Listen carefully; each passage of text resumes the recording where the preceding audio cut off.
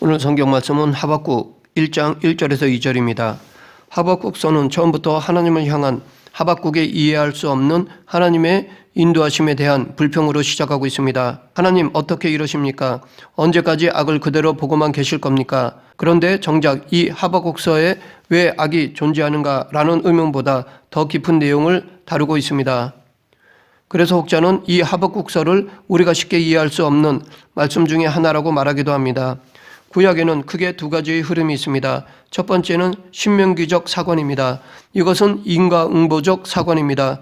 즉 하나님의 말씀을 지키는 자는 복을 받고 하나님의 말씀을 지키지 않는 자는 화를 받는다는 것입니다. 두 번째는 욥기적 사관입니다. 욥은 자신의 죄 때문에 고난받은 것이 아니었습니다. 그렇기 때문에 신명기적 사관과는 맞지 않습니다. 욥은 하나님으로부터 의롭다 인정받은 사람이었습니다. 그런 욥이 당한 고난을 생각해 보면 결코 쉽게 생각할 수 없는 하나님의 주권이라 할 수 있습니다. 그러하기에 욥기는 의인이라도 하나님의 다스림 속에서는 고난이 있다는 것을 보여준다고 하겠습니다. 이 사실은 아벨을 통해서도 알 수 있습니다.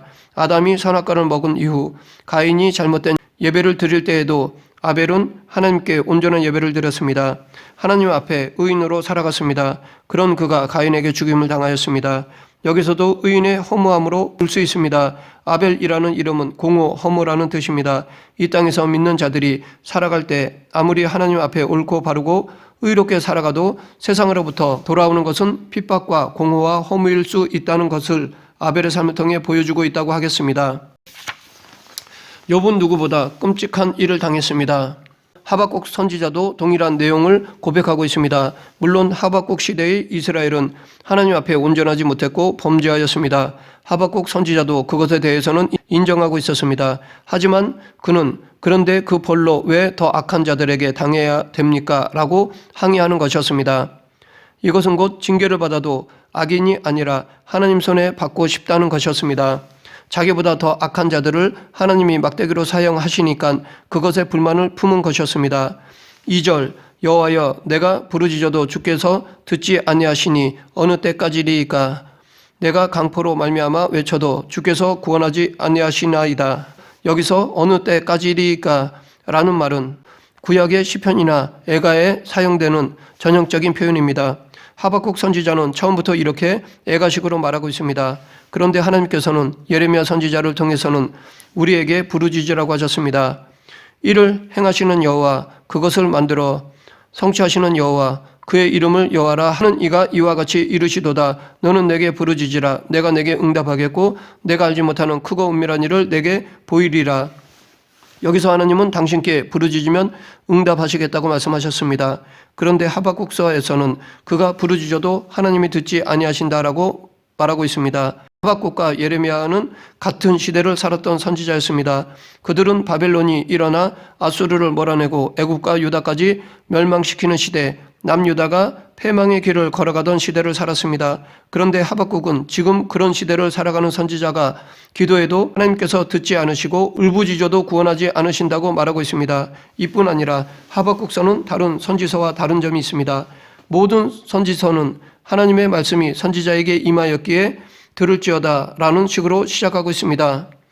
반면에 하박국서는 1절에서 선지자 하박국이 묵시로 받은 경고라 라고 말하면서도 곧이어 여호와여 내가 부르짖어도 주께서 듣지 아니하시니 어느 때까지리이까 라고 불만을 표하고 있습니다. 이것은 하나님이 아무 말씀을 안 하셨는데 그 침묵이 하박국 선지자가 하나님께로부터 받은 계시라는 것입니다. 즉 하박국 선지자의 기도에 응답 안 하시는 것이 우리를 향한 하나님의 계시라는 것입니다. 의인이 악인에게 고난을 당하고 하나님께 부르짖어도 응답하시지 않는 것, 그래서 마치 하나님이 안 계시는 것 같은 것이 바로 하나님의 계시의 말씀이라는 것입니다. 하나님이 안 계시는 것 같은 시간에도 하나님은 당신의 계시를 쓰고 계시다는 것입니다. 그런데 이와 비슷한 말을 사도 바울도 고백한 적이 있습니다.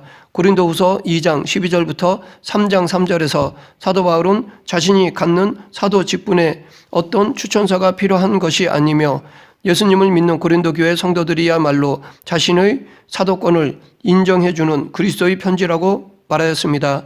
하나님은 선지자를 통해 당신의 뜻을 나타내시기도 하지만 때론 그리스도인의 삶을 당신의 계시로 이 세상에 보여주시기도 하십니다. 하박국서가 바로 그런 내용이라 할 수 있습니다. 하나님은 하박국의 울부짖음, 고난, 유다의 멸망을 모두 당신의 계시로 쓰고 계신 것입니다. 이 계시는 지금도 계속되고 있습니다. 그러므로 우리는 세상에 나가 그리스도의 향기와 편지를 전하고 하나님의 살아계심과 성경 말씀이 진리임을 우리의 삶으로 드러내야 합니다. 비록 내가 어렵게 살아가더라도 믿음으로 인내하는 삶을 살아가므로 내가 곧 세상에 말씀하시고자 하시는 하나님의 계시임을 드러내는 삶을 살아야 할 것입니다. 앞에서 말했듯이 하박국서는 욥기서와 그 맥락을 같이 한다고 할 수 있습니다. 욥은 하나님을 섬기며 살아갔습니다. 그런데 어느 날 갑자기 사탄의 시험으로 자식과 재산을 전부 잃고 말았습니다. 완전히 바닥을 친 것입니다. 그러나 욥은 그 일로 범죄하지 않았습니다. 여전히 욥은 하나님 편에 서 있었습니다. 그런데 여기서 끝이 아니었습니다. 욥의 온몸에 부스럼이 나서 질그릇 조각으로 몸을 긁어야만 했습니다. 이 모습을 본 욥의 아내는 그래도 하나님을 믿느냐, 하나님을 저주하고 죽어버려라 라고 하였습니다. 그럼에도 불구하고 욥은 입술로 죄를 범하지 않았습니다. 또한 욥의 모습이 얼마나 비참했던지 욥을 찾아온 새 친구들도 그를 못 알아볼 정도였습니다.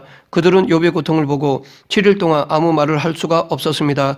욥의 상태가 너무 심하여 무슨 말을 꺼내야 할지조차 생각할 수 없었던 것입니다. 그런 상황에서 욥은 차라리 태어나지 않았더라면, 아니 태어났더라도 그때 죽었더라면 라고 탄식하였습니다.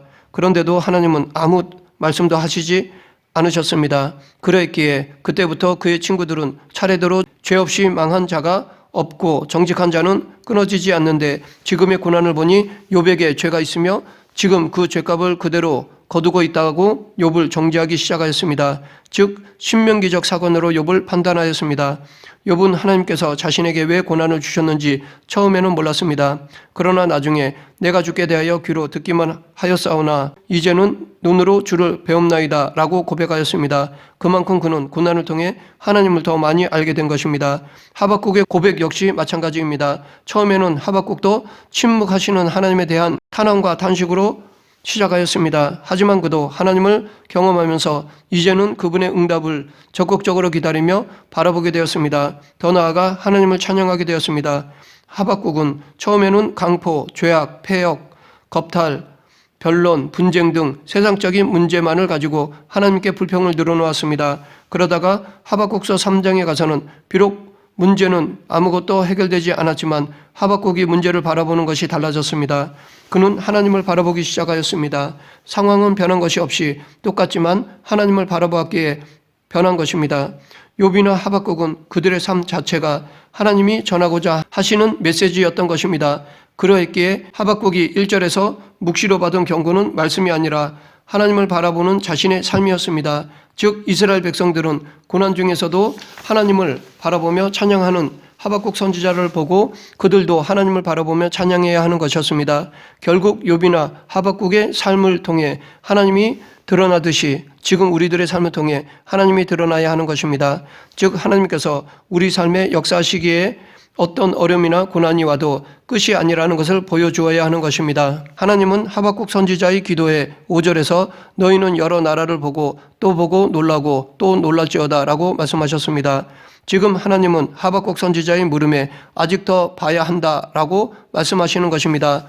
그 이유는 아직 하박국의 영안이 떠지지 않았기 때문입니다. 하박국 선지자는 하나님의 일하심을 보지 못하고 자기중심적으로 상황을 바라보기 때문입니다. 정작 하나님께서는 그들 생전에 한 가지 일을 계획하신 것이 있는데 그것은 바로 남유다의 멸망이었습니다. 그래서 하박국 선지자는 하나님께서 어째서 이런 불의를 내게 보이시느냐고 물었는데 하나님은 오히려 불의한 갈대아 사람들을 일으켜서 남유다의 불의를 치시겠다고 말씀하셨습니다. 우리는 징계를 받을 때 자기 잘못을 인정하면 달게 받습니다. 반면에 자기 잘못을 인정하지 않거나 혹 인정하여 징계를 받더라도 그 징계 방법이 부당하다고 생각되면 불만이 생길 수 있습니다. 지금 하박국 선지자에게는 하나님의 징계 방법에 대해 불만을 가질 충분한 이유가 있었습니다. 그럼 하나님은 왜 이런 방법을 쓰실까요? 하박국이 가진 이런 불만은 우리 생각일 뿐 하나님은 오직 당신의 백성들에게만 관심을 가질 뿐입니다. 막대기에는 관심이 없습니다. 오히려 그 막대기는 한번 회초리로 쓰고 부러뜨려 버릴 것입니다. 반면에 당신의 백성은 끝까지 사랑하셔서 용서하고 회복시키실 것입니다. 유다 백성들이 가장 영광스러웠던 때는 출애굽할 당시였습니다. 하나님은 10가지 재앙으로 강대국 애굽을 몰아치셨고 홍해를 갈라 이스라엘 백성들을 구출해 내셨습니다. 그리고 반석을 깨뜨려서 물이 나오게 하셨습니다. 그러면 반대로 하나님이 가장 무서울 때가 언제였을까요? 당신의 자녀들을 다른 나라 원수들의 손에 넘기실 때입니다. 하지만 그럴 때에도 하나님은 당신의 사랑의 손을 놓지 않으십니다. 자신의 백성이 하나님이 없는 것 같은 치욕을 당할 때 하나님도 그 치욕을 우리와 함께 당하십니다. 왜냐하면 하나님은 그것이 끝이 아님을 능히 보일 수 있으신 분이기 때문입니다. 즉 그들을 다시 회복시켜 주실 수 있기 때문입니다. 우리의 시선이 아니라 하나님의 시선으로 보면 이것이 더 큰 하나님의 사랑과 은혜임을 볼 수 있습니다. 그러했기에 하나님은 왜요? 라고 묻는 하박국 선지자에게 대답하시기 전에 그의 영안을 뜨게 하시고자 하셨습니다. 그동안 하박국 선지자가 유다와 그들의 불의를 보고도 그것을 이해하지 못했다면 이제부터는 하나님이 일으키시는 사납고 성급한 백성 갈대아 사람을 보게 하시고 더 놀라고 놀랄 일들, 그가 이해하지 못할 방법으로 일하시는 하나님을 보고 정신을 차려 그 모든 것을 주관하시는 하나님을 바라보게 하시는 것이었습니다. 그제서야 하박국 선지자는 하나님에게 시선을 돌렸습니다. 하지만 여전히 하나님이 일하시는 방법이 자기로서는 이해가 되지 않기 때문에 갈등하며 괴로워하였습니다. 우리는 자기 중심으로 세상의 문제를 보는 경향이 큽니다. 하박국 선지자도 자기의 기준과 시선으로 보았기 때문에 어떻게 하나님이 방관하시는지 항의하였던 것이었습니다. 그러나 하박국이 착각하는 것이 있는데 그것은 그가 하나님을 온전히 몰랐다는 것입니다. 하나님이 이 일을 그렇게 하신다면 왜 그렇게 하시는지를 하나님 편에서 생각하지 않았던 것입니다. 계속해서 하박국 선지자는 14절부터 16절에서 주께서 어찌하여 사람을 바다의 고기 같게 하시며 다스리는 자 없는 벌레 같게 하시나이까? 그가 낚시로 모두 낚으며 그물로 잡으며 투망으로 모으고 그리고는 기뻐하고 즐거워하여 그물에 제사하며 투망 앞에 분향하오니 이는 그것을 힘입어 소득이 풍부하고 먹을 것이 풍성하게 됨이니이다 라고 항의하였습니다. 여기서 네 가지 이유를 들어 지금 하나님이 쓰시는 악인이 어떤 사람들인지를 반박하고 있습니다. 첫째, 그들은 낚시로 모두 낚으며 그물로 잡으며 투망으로 모으는 자들이라는 것입니다. 즉 하나도 남김없이 진멸하는 잔인한 사람들이라는 것입니다. 둘째, 그들은 진멸하고도 기뻐하고 즐거워하는 자들이라는 것입니다. 셋째, 그물에 제사하며 투망 앞에 분향하는 자들이라는 것입니다. 다시 말해 우상 숭배를 하는 자들이라는 것입니다. 하나님께서 바벨론에게 힘을 주셨어도 그들은 그것을 주신 하나님께 예배하지 않는 자들이었습니다. 넷째, 그 덕분에 그들은 소득이 풍부하고 먹을 것이 풍성하게 된 자들이라는 것입니다. 즉 그들은 자신의 노력으로 성실하게 사는 것이 아니라 다른 사람들의 것을 갈취하여 부유하게 사는 자들이었습니다. 하박국 선지자는 이런 자들을 심판하기는커녕 어째서 그들을 통해 자기들을 징계하시는지 하나님께 항의하였습니다. 여기서 그는 하나님의 방법을 제안하고 있습니다. 즉 유다는 하나님께 선택받은 백성이기에 우리가 잘못했으면 자기들보다 더 의로운 자들에게 심판을 받아야 하는 것이 아닌가, 어떻게 우리보다 더 악한 자들을 통해 징계하실 수 있느냐라고 생각하였던 것입니다.